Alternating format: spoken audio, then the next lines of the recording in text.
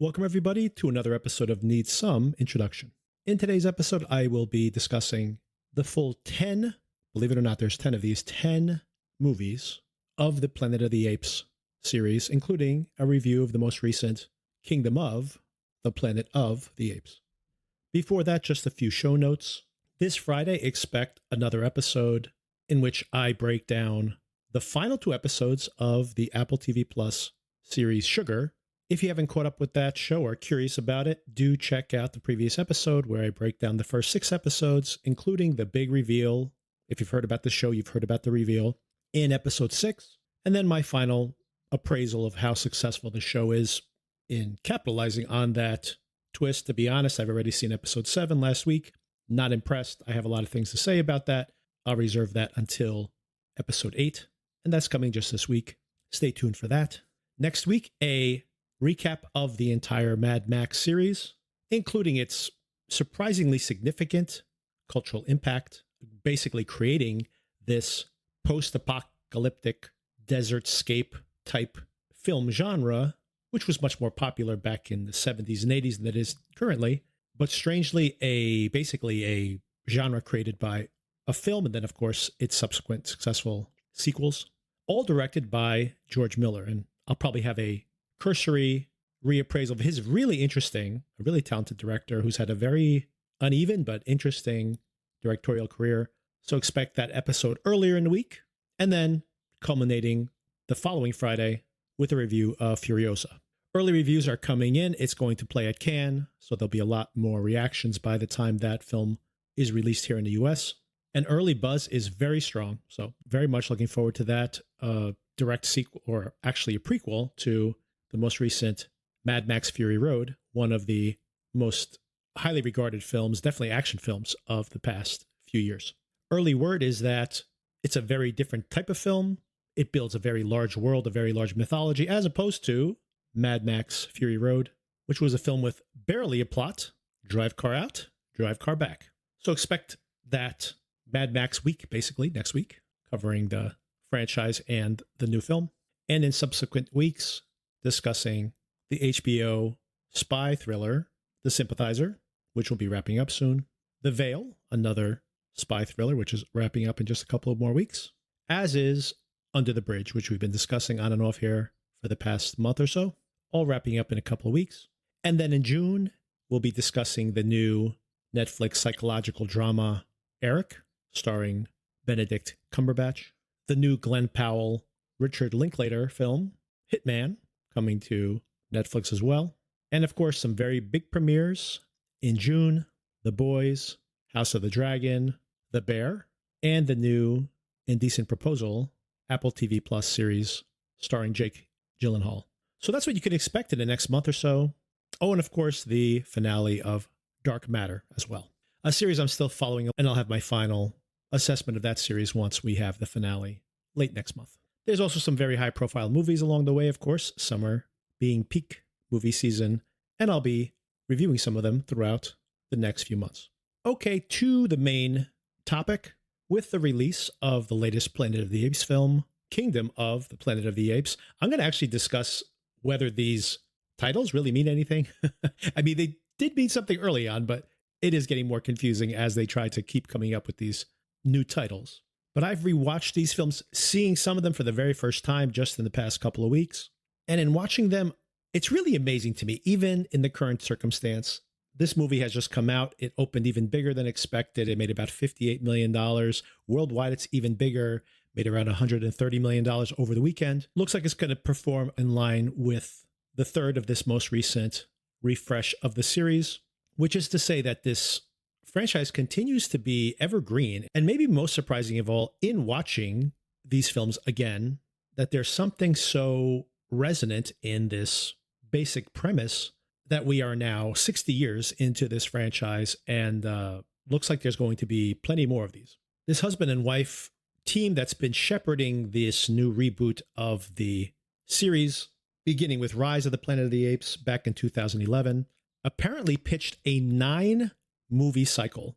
And as crazy as that sounds, the first 3 films were very successful. The new one seems to be yet another success financially.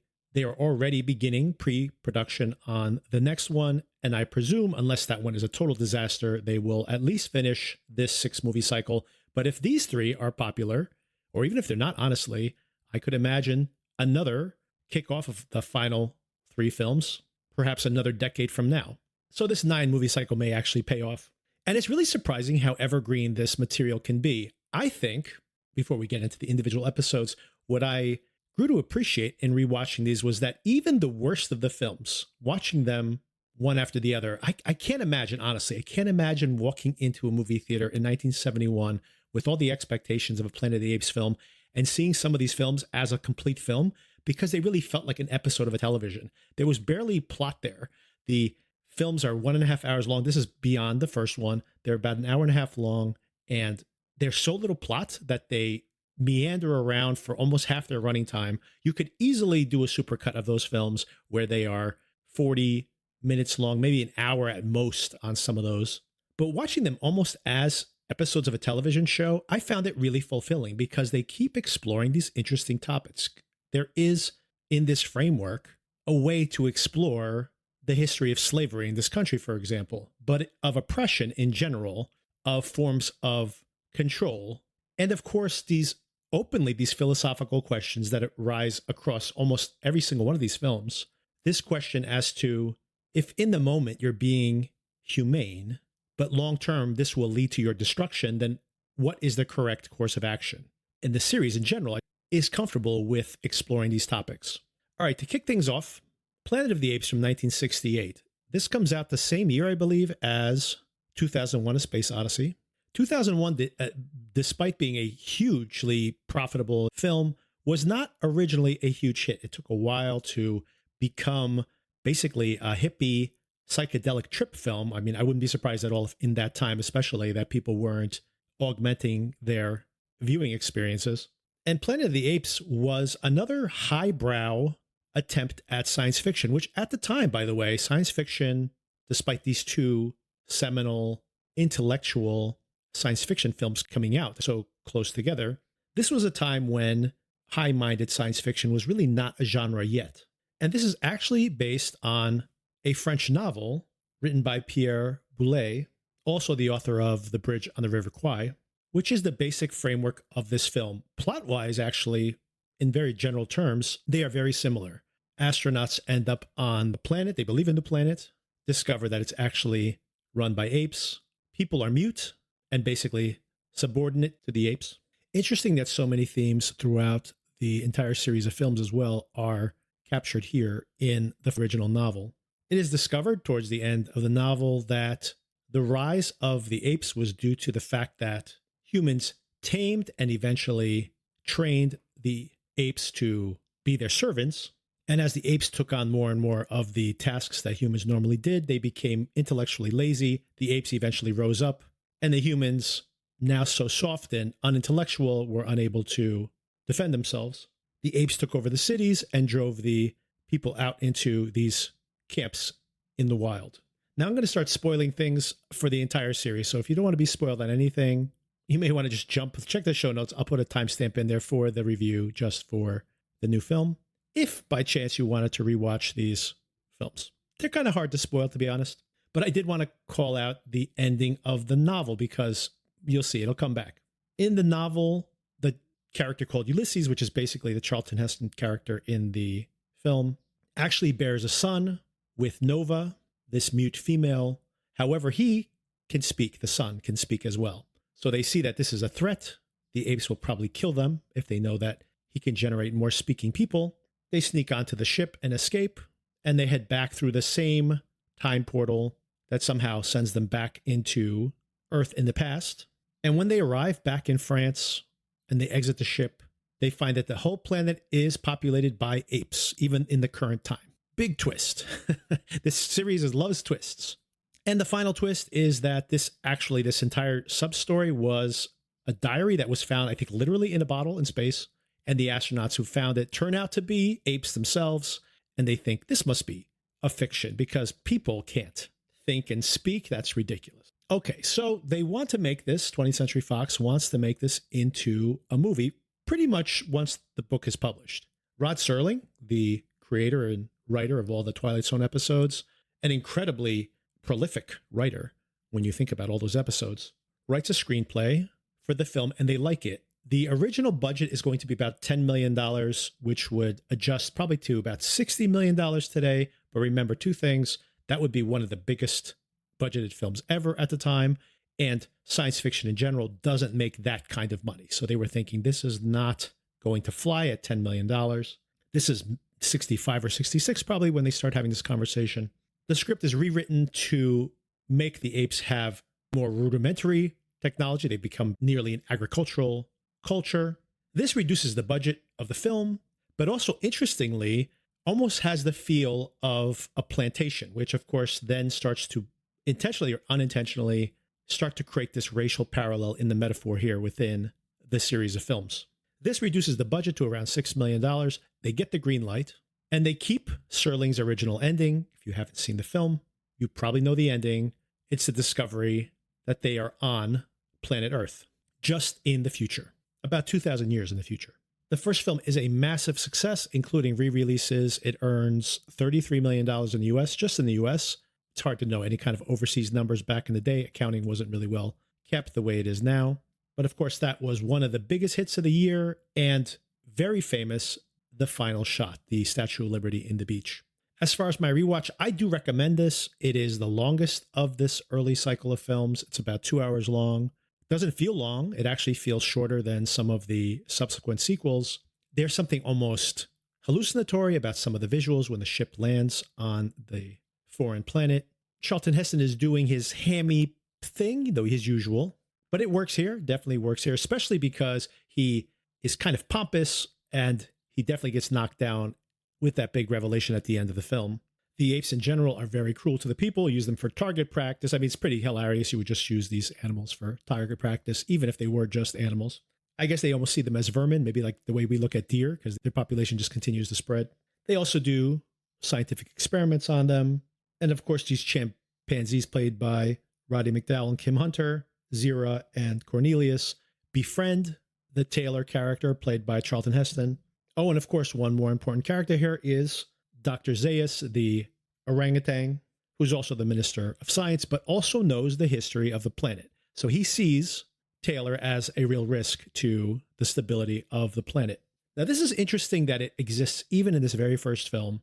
The idea that Zaius is obviously the villain of the film, but he's a villain with a point of view. You could very easily look at his perspective and say that he is a risk. They know what had happened previously, and a talking human leading a rebellion of humans against the apes is literally the history of the apes rising against the humans. And of course, the fact that humans have this very violent history of having destroyed the world. The film is a huge success, becomes a hit even at home, people watching it on television, and almost immediately they start to work on a sequel. They really struggle to come up with a script, and it really shows. I got to tell you, out of all these films, Beneath the Planet of the Apes, the 1970 film, the immediate sequel, is by far the worst of these films, in my opinion, of the original series. And maybe of all of them, to be honest. They're unable to get the director back for the first film, which I think really did a great job. There's so much in that first film of the actual wonder that is captured when you see, for example, an ape on horseback for the first time, or the way that the humans are chased and wrangled in those open fields. The film feels big, and the world building is very subtle. As you spend time there, you're really discovering the rules of this new place. Something that I think, especially the new Planet of the Apes films, the most recent ones, have done a really great job of. Not to speak too badly of Ted Post, the director of the second film, who, from what I researched, apparently the script kept changing. They had an arbitrary release date.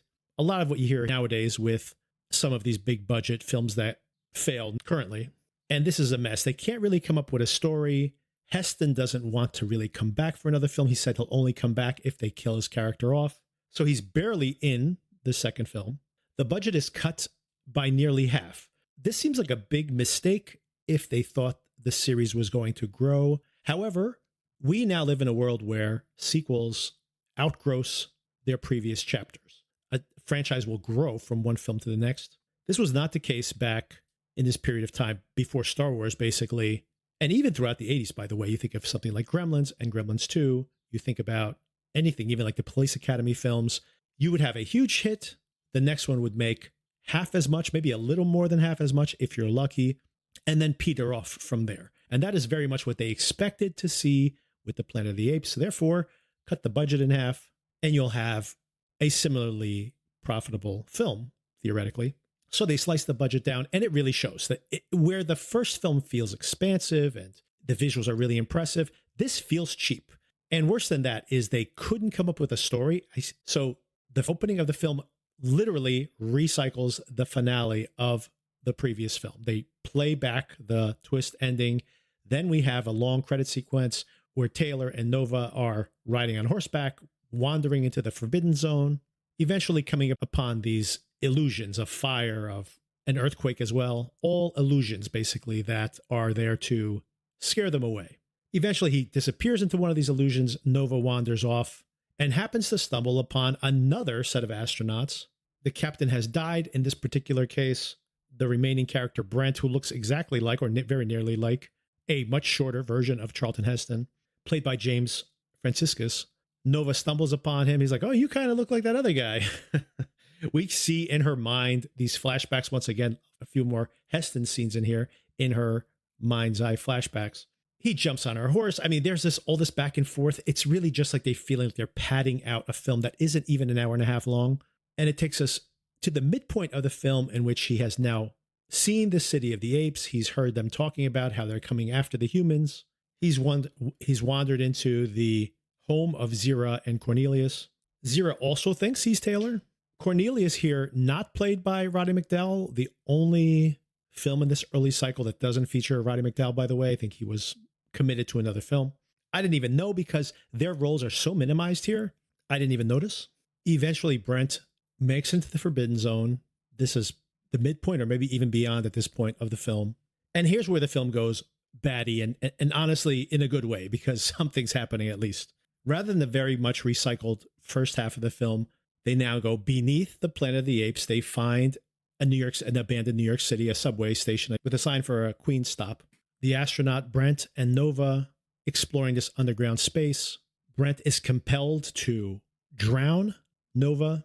It turns out he's being mind controlled by these mutants that worship a nuclear bomb underground. It's not a regular nuclear bomb, by the way. It's a true doomsday bomb. This is something that was the fear at the time of eventually building a bomb so large that it wouldn't just destroy a city, for example. It could destroy the whole entire planet. Apparently, these mutants are worshiping one. There is some pretty good satire here, I would say. Primarily the fact that these underground dwellers keep talking about how they are pacifists, they are not violent, they don't kill their enemies, they make their enemies kill each other. That by using mind control to have those people kill each other, the problem, of course, is those violent people. It's not them who are impelling them to kill each other. That's actually a pretty clever idea. Also, this worshiping of this bomb. But for me, what loses any credibility in this film is when they reveal that they are scarred from being close to this radiation, and they peel off their masks, which I think is hilarious. These people only see each other, and yet they have these masks. Who are they trying to fool? This is obviously a reveal for the audience, and it just completely took me out of the film. I know this is like nitpicking, but it is so annoying that it's like, what is this now? It's literally like they're just trying to, let's put something in here to keep the audience guessing. Oh, what if they have these scarred faces underneath, and what a reveal that would be. It would be more of a reveal if you had spent times with these characters and we thought that they were benevolent in some way and then only discovered their mind control powers, etc. That would be a more interesting version of this film. They could have been underground earlier on. There could have been this plot twist, but it seems so rushed, so slapdash. The effects look cheesy. Yeah, this one's one you can definitely skip. In parallel, by the way, just to wrap up the plot, the apes have decided that the humans that are a real risk and are probably holed up in the Forbidden Zone, and they start to invade. Another little piece of satire here, which I think is great, is that the apes at first are terrified by these illusions, the fire and the earthquakes, etc. Dr. Zaius is the one that says this can't be real, charges into the illusion and breaks it so everybody can pass through. And the mutants, the mutated humans, as they see this, their interpretation of this is those stupid apes. Their brains aren't even developed enough to be able to hold our illusions. So it's not that their illusions failed, it's that the apes were too dumb to fall for the illusion in the first place. Not smart enough to refute it, but dumb enough to not fall for it. Very convenient rationales. Minor credit for some clever ideas here in the script. Eventually, Brent ends up in prison with Taylor. This is when Charlton Heston appears again for just a couple more scenes. They have a protracted, very Star Trek original recipe, Star Trek battle in prison with each other. They're compelled once again to try to murder each other. The mutant who is controlling them gets distracted when Nova speaks her first word, and they take that opportunity to get the upper hand on him and accidentally kill him. Of course, they're the good guys. They can't actually intentionally kill anybody. I don't know why that matters, because in the very next scene, as everything's culminating, the mutants are about to detonate the doomsday bomb just to spite the apes that are invading. And Taylor theoretically is there to stop them from blowing everything up. But as he dies, he decides, you know what? Screw this world. And he pulls the trigger and detonates the bomb. Now, 20th Century Fox had cut the budget on this film, assuming that traditionally a 50% drop off from box office from one film to the next was to be expected. Instead, this film made almost exactly as much money as the first film made in its initial release. Plus, the first film had been re-released and made even more money. Plus, it was doing really well on television. Fox immediately greenlit another film.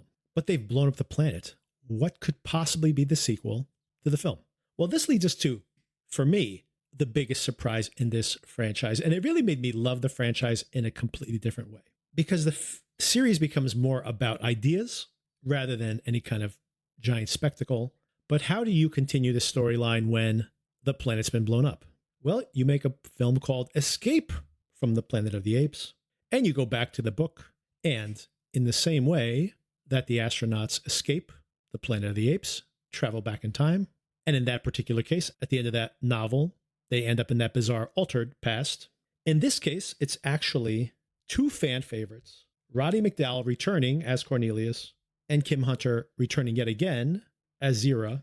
Turns out that they had jumped on board that ship and somehow anticipating whatever was to come there on the planet. I can't assume they thought the planet was going to get blown up, but they decided to escape the planet. They did confirm that the planet is actually destroyed. They go through this same time dilation somehow by, I guess, following the path, the original path of the ship. End up back on Earth in the 1970s. And what happens then is this great satire. I mean, it's really impressive stuff. The first hour of this, once again, short film, 1.5 hours or so. The first hour or so is pretty great stuff. I really recommend this one.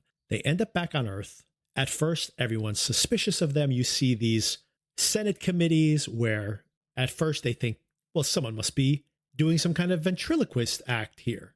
And even if they can talk, they must be getting prompted to say these words, even as what they're saying is getting more and more complex. Some people refuse to believe it, but within pretty short order, everyone understands what's happening. These are true speaking apes. Zira, of course, her own worst enemy, by the way, not only unable to keep this ruse going that she can't speak, but eventually spilling the beans on the fact of them coming from the future, that they're going to dominate humans in the same way that humans dominate animals at this point in history. But before all these revelations come out, they become national celebrities. They're on talk shows. They're being put up at the fanciest hotels in town. Some unintentional satire here in the fact that Zira very much likes grape juice plus, which of course is alcoholic wines, which is recommended because she's pregnant. She finds out she's pregnant over the course of the film. The doctor recommends she drinks some more wine. It's good. It takes the edge off. That's the advice back in the day, I guess. Now, this is all really clever, by the way. You don't have to have this giant sets built for this alternate world. You're shooting everything in contemporary city locales, right in Los Angeles, basically. So you've saved a lot of money on that. And instead, you fill the film up with satire, with social commentary, and some real philosophical conversations here. When Dr. Otto Haslin, who turns out to be the villain of the piece, confronts the president with the fact that they've admitted that they're from the future, that apes rule men. They have a philosophical back and forth where the president says, but these creatures are innocent. Do we punish them for future crimes? to which this villainous character, arguably villainous, makes some good arguments. If you could prevent this from happening in the future, even if only if there's just a fraction of a chance that this is the root cause, wouldn't you take that? I mean, you're killing potentially 2 people. In this case, they could just sterilize them, which is the decision the president eventually comes to. And potentially, even if it's just potentially preventing these things from happening in the future, isn't it worth it rather than the risk of destroying millions, billions of lives? He certainly thinks so. Things escalate as he continues this investigation. Cornelius and Zira come to understand that they want to abort the baby. He accidentally kills their handler in trying to escape. And then they're wanted. And they have, in parallel, basically, another married couple, these 2 doctors that have been helping them out, very much paralleling their role on the Planet of the Apes, of course. They find an anti-human activist in Ricardo Montalban, of all people, who will hide them within his zoo. But in the meantime, before they depart, since all the zoos and circuses are being investigated, they have them hide away in a pretty remote area that has some personal significance to one of the doctors. So what's very lighthearted until this last half hour of the film or so suddenly gets pretty grim, and even more grim when in the end, talk about a shocking ending, Cornelius and Zira and the baby are all shot dead. Cornelius does kill Haslin before he dies, but much more importantly, we discover that Zira had actually switched the babies with another ape that had just recently given birth. So their son lives. And in the final seconds of the film, we hear him say, "Mama." This is a good one. This is a lot of fun, even despite the really, really grim ending. And it interestingly allows the series to be something very different than it was in its first iteration. Much more of a sci-fi action type film. It is now more about these philosophical ideas of control, domination, political power, and how much we are allowed to impose ourselves onto the whims of history. Can we really control those outcomes? This film, unlike the previous one, very much set up for a sequel with that final twist, and was also very financially successful. Not as big as the previous 2, but still a success.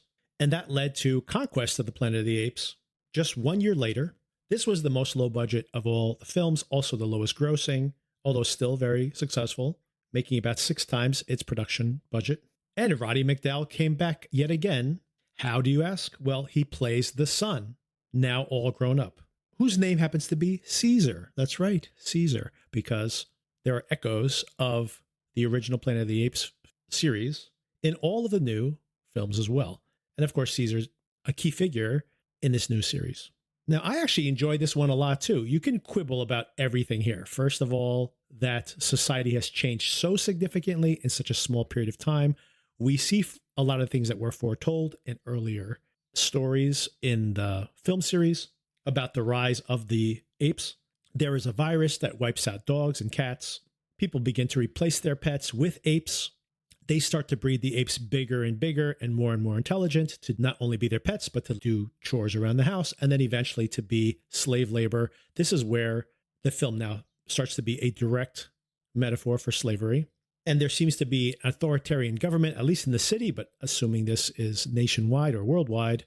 Ironically, this entire governing body's primary job is to re-educate and maintain the order of these now enslaved apes, who now do everything. They serve as waiters. They do all physical labor. And the police force is there to make sure they don't get out of line. But even though they cannot speak, they are, apparently, we see acts of civil disobedience. They are slowly stockpiling an armory. Since they basically do all the labor, they can get their hands on most of the supplies they would need.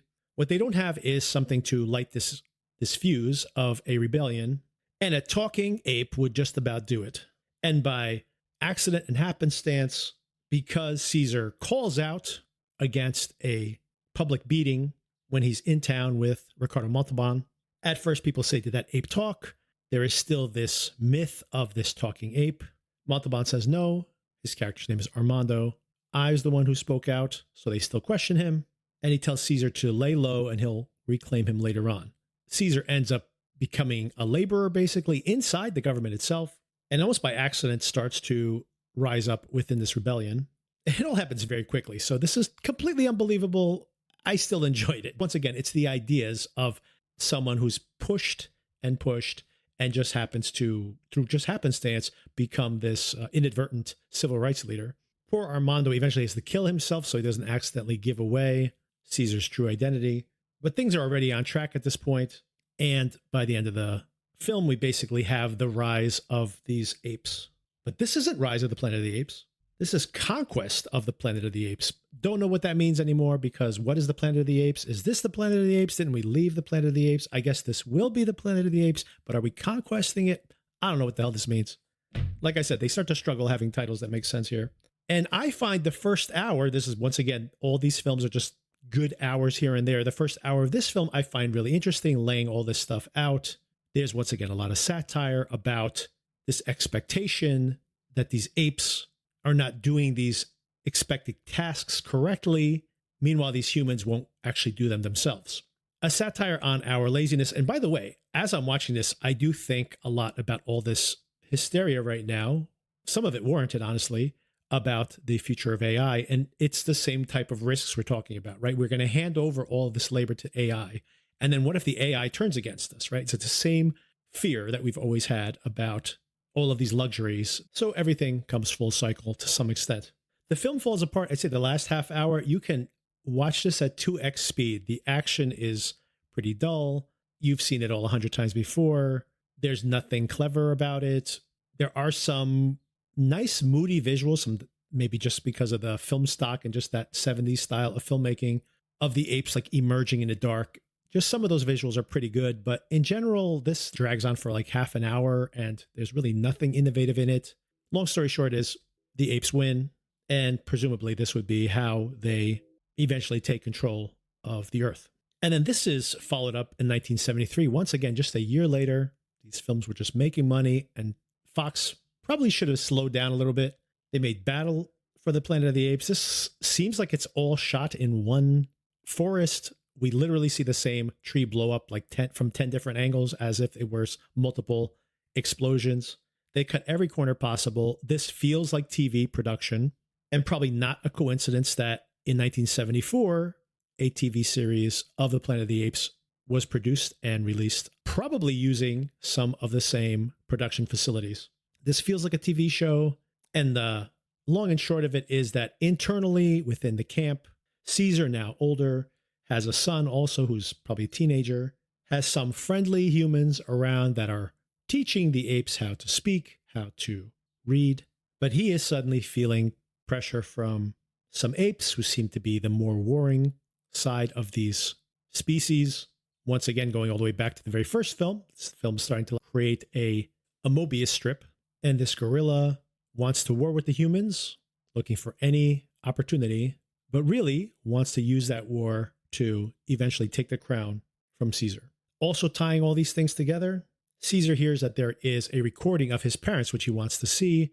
We hear the recordings from the third Planet of the Apes film, where they speak of the history that leads to the rise of the apes. But this is in the Forbidden Zone, which draws the attention of some of these mutants who are underground, of course, because they will be living there later in the future. In the midst of all this, Caesar's son one night catches Aldo plotting against his dad. Aldo chases him into a tree and then chops down the branch he's standing on. He's dying, so Caesar's distracted by this at his bedside as Aldo starts to take over control of the tribe. And the humans are attacking, which leads to a big confrontation at the end. The apes defeat the humans, and then Caesar defeats Aldo because Aldo has broken the number one rule: ape shall never kill ape. And that's the whole film. This feels like an episode of television. This could have been one of the episodes from the eventual TV series with just a little bit of trimming and a smaller budget, of course.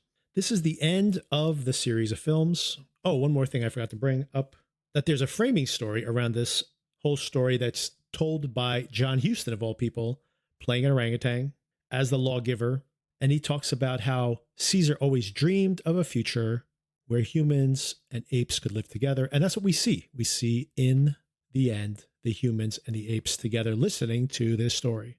And the statue of Caesar cries. So what does that mean? Is this his dream finally realized, and that's why the statue is crying? Possibly. And this ends this original series of films, but not the whole entire franchise. The very next year, so presumably this was already in production in 73 for it to be on the air in 1974, a TV series which lasted almost a full season, which featured one of the stars was David Soul before Starsky and Hutch. The series was not a big hit, but did well enough where they continued the same storyline as an animated series in 1975. That lasted about a year, and yet people kept watching these. When I was growing up, I don't remember these films, but they were on all the time. I did watch them, and I don't remember them because I was so young probably at the time. But in the late 70s, early 80s, these films continued to be very popular on local syndication, to the point where you'll probably see other films listed as well, like on IMDb, for example, because what they ended up doing, Fox ended up doing, was taking the TV episodes, taking 2 or 3 episodes, mushing them together into a feature-length film. They got Roddy McDowall oftentimes to provide some additional narration and put a beginning and end, and they edited these together into separate stories. I remember seeing at least one of these. I remember them being trapped underground. The humans are trapped with a gorilla who's a policeman, and they find a poster of a gorilla in a zoo, I believe, and they're afraid that he'll find it because then he'll get angry and kill them all, potentially. That's about the plot I remember from that whole series of films. But all that is to say that they continued this franchise in the early 80s. They basically repackaged these episodes as additional films. They got released around the world. The franchise wouldn't die, probably until the mid 80s, late 80s. Then finally, they stopped trying to spin off additional franchise content. But that original film always kind of stuck with people. A generation of people remembered seeing that in theaters. So then in the 90s, they started talking about Fox rebooting the franchise. This eventually led to Tim Burton, of all people. Tim Burton, that's right. Beetlejuice, Batman, Edward Scissorhands, Tim Burton making Planet of the Apes. I was a fan of Tim Burton, by the way. I had been a big fan of pretty much everything. Pee-wee's Big Adventure, a big hit. Beetlejuice, of course, huge cult classic, and also a big box office success. The rare thing that can be both at the same time. Of course, Batman, a massive success. Edward Scissorhands, brilliant film. Batman Returns, considered kind of a flop at the time, now a huge cult classic. Ed Wood, not a financial success, but definitely one of his best films. Mars Attacks, also a bit of a flop, but huge cult classic now. And then Sleepy Hollow. So I had appreciated minimally and sometimes loved all of his projects at this time. And even I, as a fan of his at this point, did really scratch my head and think, is this who I want to see make a Planet of the Apes film? And what I would say about this is that it's not as bad as everyone says it is. It may very well be the worst of these, although I would still give Beneath the Planet of the Apes or Battle for the Planet of the Apes as the worst of the series up until this point. But even though it's not as bad as everyone says it is, it's still pretty disappointing. You're spending a lot of money on this movie. But despite anything else that anyone will say about it, it was a big hit. It cost about $100 million. It made $362 million worldwide, that is. If that movie comes out today with those same numbers, people will be pretty ecstatic about it. But this is a weird choice to have Tim Burton making this film. Weird choice. I think maybe the worst choice of this whole entire thing. Mark Wahlberg in the lead. I like him sometimes. He doesn't work here. And also Mark Wahlberg and Tim Burton. Wahlberg, for example, has given good performances when he works with Scorsese, just to name one, or in somewhat comedic performances like the other guys. But he doesn't work here. You're thinking you're putting him in the role of this pompous astronaut. Basically, he is not a contemporary Charlton Heston, to say the least. But all that being said, Tim Roth is terrific as the main villain. Helena Bonham Carter, terrific. Michael Clark Duncan, Chris Christopherson, Paul Giamatti. These are big names and giving good performances, by the way. But not only that, we go into CGI territory beyond this point. And as far as makeup effects go, these are incredible practical effects. The prosthetics from the original series had won multiple Academy Awards. This blows the doors off of that. So just for the design work, just for the makeup effects, it is an impressive thing to watch. It's very light on philosophy, by the way, compared to all these other films that seem to almost stop, for good and bad, the plot at points, to have long philosophical discourses. There seems to be nothing like that in this particular film. But of course, the only thing anyone remembers about this film is the absolutely bonkers finale, which is somewhat lifted from the original French novel. I did want to include that when I started this whole thing off, because yes, Wahlberg travels back through the same wormhole, ends up back on the planet in the past, and somehow the antagonist, this General Thade, is now on the Lincoln Memorial, the Ape Lincoln, as everybody called it at the time, is like a meme back in the day. It's silly enough to have gone into an alternate past where everything's apes, which I guess you could kind of rationalize. But how did Thade become this civil rights leader in the past? He would have gotten onto a ship or a different ship, gone even further into the past, and led to an ape uprising like 100 years earlier. I don't know what's going on here. It's such a crazy finale. A film that could have squared that circle may have been interesting, by the way.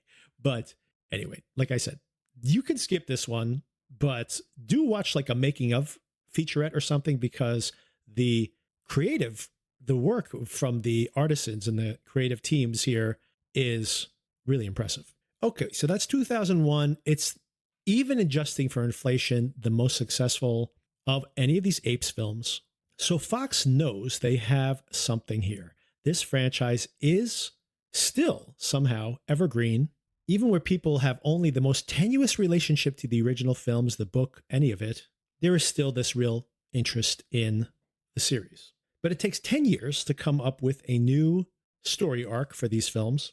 And this leads to Rise of the Planet of the Apes, directed by Rupert Wyatt and written by Amanda Silver and Rick Jaffa, who had this 3-story arc to begin with, apparently even longer arc, but a 3-story arc for the character of Caesar, lifted somewhat from the original franchise, as far as just that core idea that Caesar's going to lead to this ape rebellion and will also be the first ape to speak.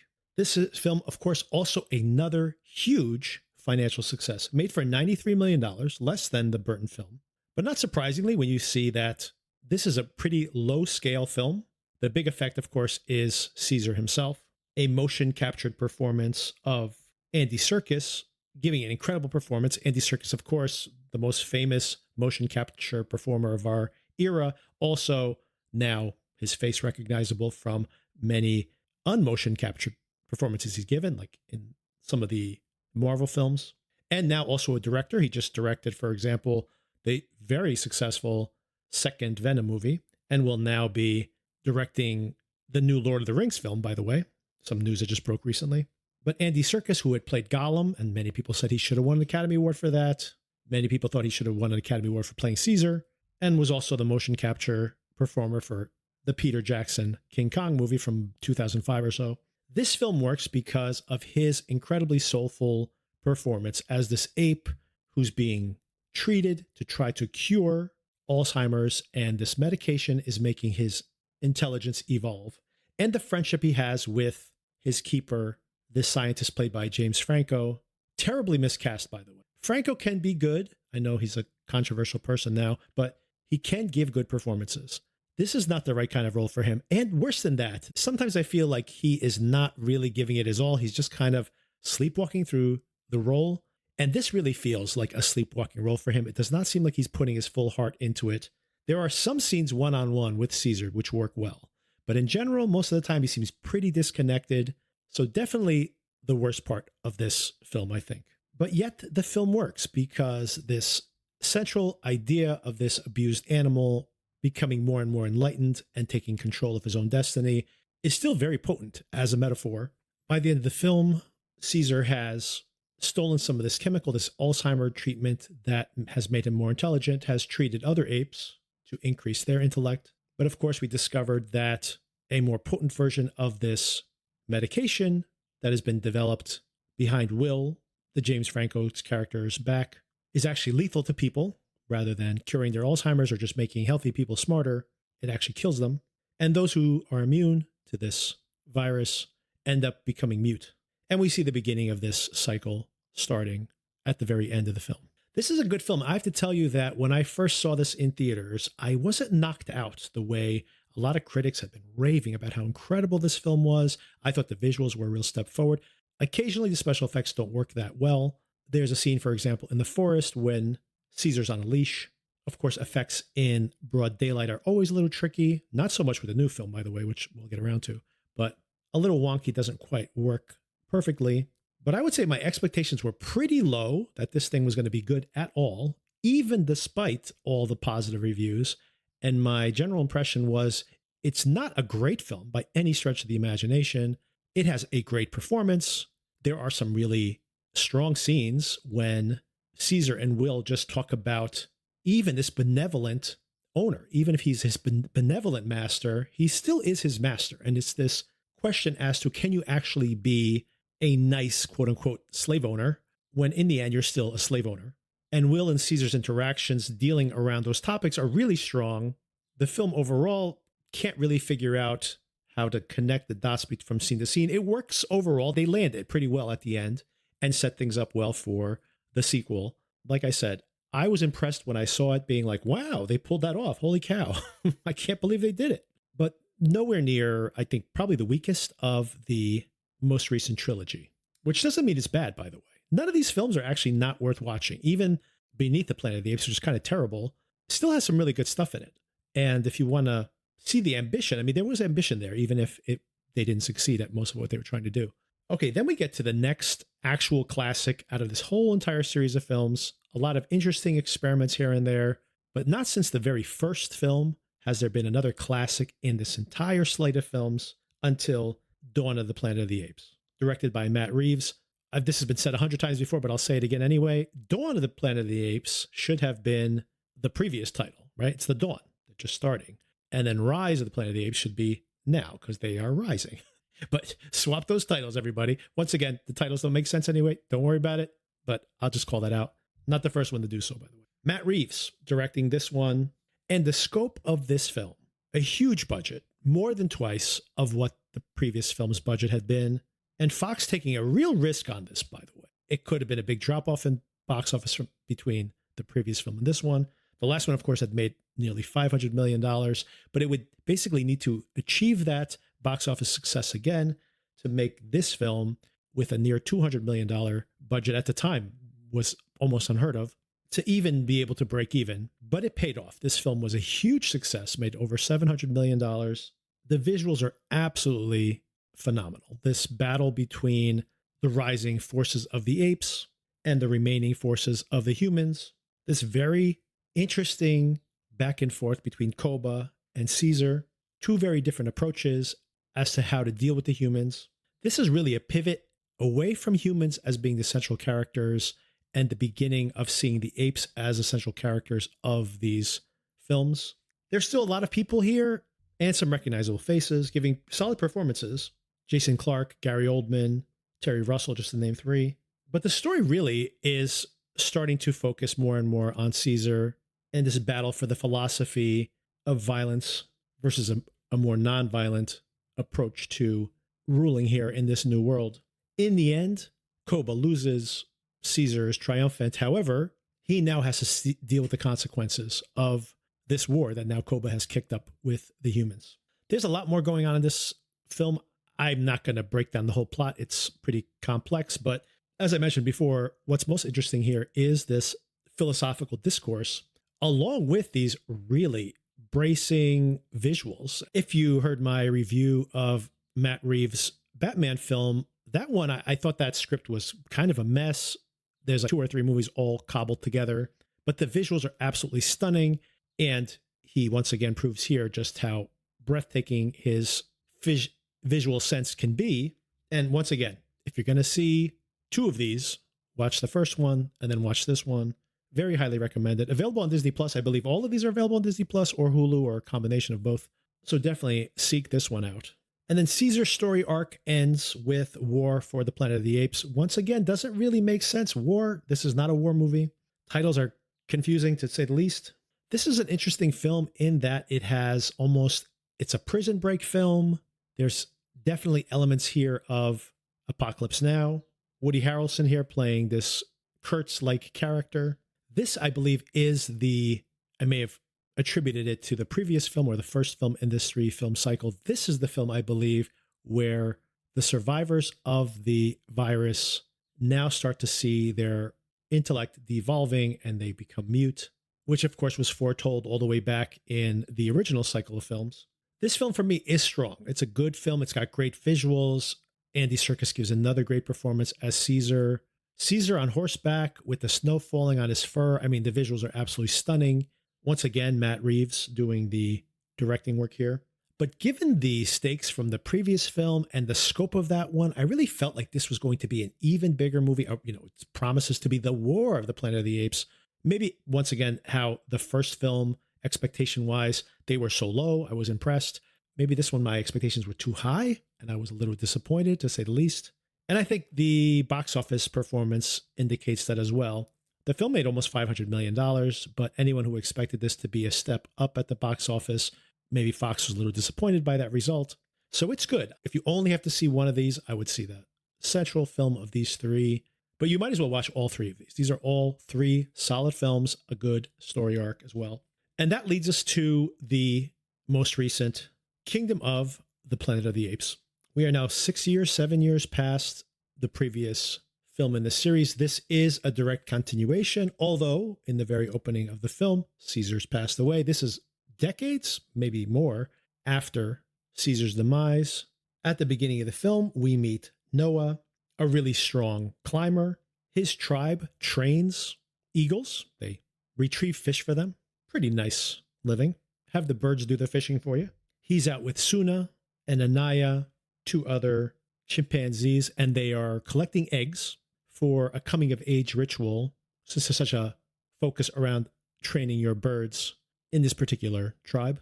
In this opening sequence, we see that Noah can be a little bit of a risk taker, climbs to this tallest nest to retrieve an egg when they aren't available at a more convenient location. On the way back home, they run across an echo, as they call them, a human. This human female ends up following them back to camp. Noah, while confronting her, ends up losing his egg, and he's so upset about not having an egg for the ceremony the next day, he decides to head out at night, where his horse attracts the attention of another pack of apes. These apes are raiding, and they have electric tasers as weapons. They follow Noah's horse back to camp, and they end up looting and burning the entire camp and taking all the clan members as prisoners. In the middle of this looting and burning of the village, Noah's father is killed. Noah has a little bit of a tenuous relationship with his dad. Everyone thinks Noah has died as well from his fall from the tree, but he has actually survived. The next morning, he promises his father, who's passed away, that he will find the clan and bring them back home. And then he goes on a traditional hero's journey at this point. He meets a mentor, as is often the case with these stories, whether it's your Merlin character or your Obi-Wan character. He starts teaching him about Caesar and the history of his people. They lived in this idyllic oasis, so they don't know about the teachings of Caesar and the broader culture around them. And of course, as is often the case for these coming-of-age type journeys, he starts to learn about the world. He starts to learn about his history. Raka is this mentor, this orangutan.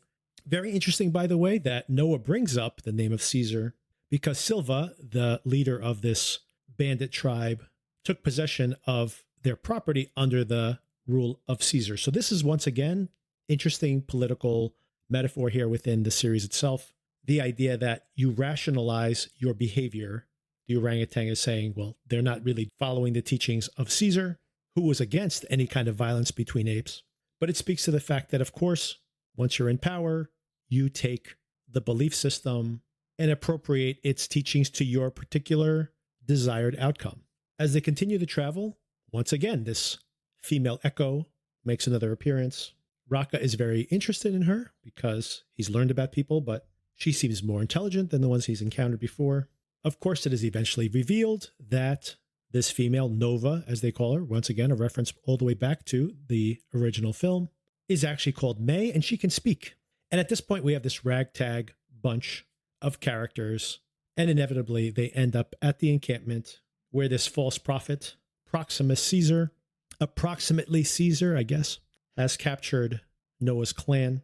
It is a beautiful set. Beautiful design work. It's not actually set, I don't think. basically a battleship, all rusted and desiccated. However, inside are the secrets of human technology. And May actually wants something very specific from inside of the ship itself. That's pretty much the setup. Although it takes you to about halfway through the film, inevitably there will be confrontation. This Proximus Caesar, this false prophet, will see an opportunity here with Noah, a very clever ape. And then Noah has to make a decision. And it's complicated, by the way. As is often the case here, Proximus Caesar, his rationale is better that I have this technology than the humans have it. If the humans have it, it's dangerous. And it is completely legitimate that despite the fact that, of course, since Noah is our central character, we are rooting for him just because he is the Luke Skywalker style character here, the central hero on this hero's journey. The reality is that you could get to the end of the film and think that his choices are incorrect. Or you can think that the choices that some of these humans make are incorrect. Or that Proximus, despite being the villain, might have been right broadly about his opinion of the risk of all this. Once again, very clever, very well done. This is what I like about the Apes films, this wrestling with these different ideas. I like the final action sequence, the entire lead up. Really, what's so great about these new trilogy and now, I guess, quadrilogy of this series, the one since 2011, is that the material is allowed to breathe. It's the world building. You know, they've thought about, well, what is the technology now? How do these societies operate? How do these different clans cooperate or not? And they don't just explain it to us. They just allow the story to unfold and then we fill in those blanks. So the world is so well realized. You could imagine them just keep making more of these. And I could imagine where, sure, you could have ones you like more, you have ones you like less, which is basically what this whole 10 movie and counting franchise is like. But you can always dip back into it. It's in very good hands, basically. They understand the universe they're building, and these stories can just unfold within them. And in the most positive way I can say, when you get to the end of this film, the stakes are so low where it's just a fight between a couple of guys and the goal is to just save his clan. And I don't say that in a derogatory way. The small stakes are what make the film compelling because there is this broader mythology that these characters live within, but the story's not about the end of the world every single time, unlike some of these sillier versions of this story in the earlier sequels from the 70s. The stakes simply are rescuing your loved ones and bringing them back home. But there is a hook at the end.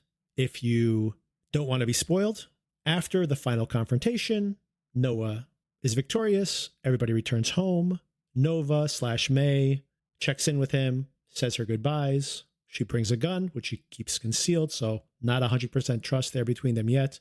But she seems moved by her goodbye with him. What she had retrieved wasn't a book, like she said she was going to retrieve. She had actually retrieved a hard drive, which she brings back to an underground lab, shades of Beneath the Planet of the Apes, where they use the hard drive to unlock satellites, and these humans start to communicate nationally, potentially internationally. And it looks like there are other intelligent humans all over the world, and that is the setup, coordinated human action across the globe with presumably a lot of these military technologies at their fingertips. And will that be the real war for the Planet of the Apes in the next film? I guess the scope of that war all depends on how much money this movie makes. But it's off to a good start. A little more box office talk. I was a huge fan of The Fall Guy. If you heard that episode here where I was discussing its box office prospects, I predicted the movie was tracking to end up in the 30-something million dollar range. I'm like, word of mouth is going to push this thing up over $40 million. It didn't even crack $30 million at the US box office. Even with strong legs, it may not crack $100 million in the US. Overseas, it seems to be doing slightly better. But even if it ends up with a little over $200 million worldwide, which would be totally fine, by the way, for a rom-com, there have been some recent rom-coms that have performed in line with $200 million, around $200 million at the box office, which is not bad at all for a rom-com, which is primarily what The Fall Guy is. But they spent over $125 million on that movie. They spent on it like a blockbuster. So $200 million is not going to cut it. And it's unfortunate because that is a really fun movie. And I mean, anyone could go see that film. I could take my daughter to see it. I could take my parents to see it. Everyone will have a blast. and yet it is not doing well at the box office. This one, on the other hand, is doing very well, and it remains to be seen how the rest of the summer shapes up. But the new imaginary friend, film If, is tracking well for this weekend, and next weekend, Furiosa is supposed to have a big opening weekend. Speaking of Furiosa, next week, a reminder that I'll be breaking down the Mad Max films up until this point, and then reviewing Furiosa as well. All right, thanks for listening. Hope you enjoyed that. All of those Planet of the Apes films are available to stream, except for the most recent one, of course, which is still in theaters. And if you want an official ranking from 10 to 1, worst to best, check out my Letterboxd profile, where I have mini reviews and my ranking 10 to 1. You could probably guess it from what I just said all here, but if you want a more concise version of it, check out my Letterboxd link and go to lists and check out my Planet of the Apes rankings. All right, everybody. Sugar, series finale, season finale. Pretty certain it's going to be series finale this Friday. Stay tuned for that. I'll talk to you soon.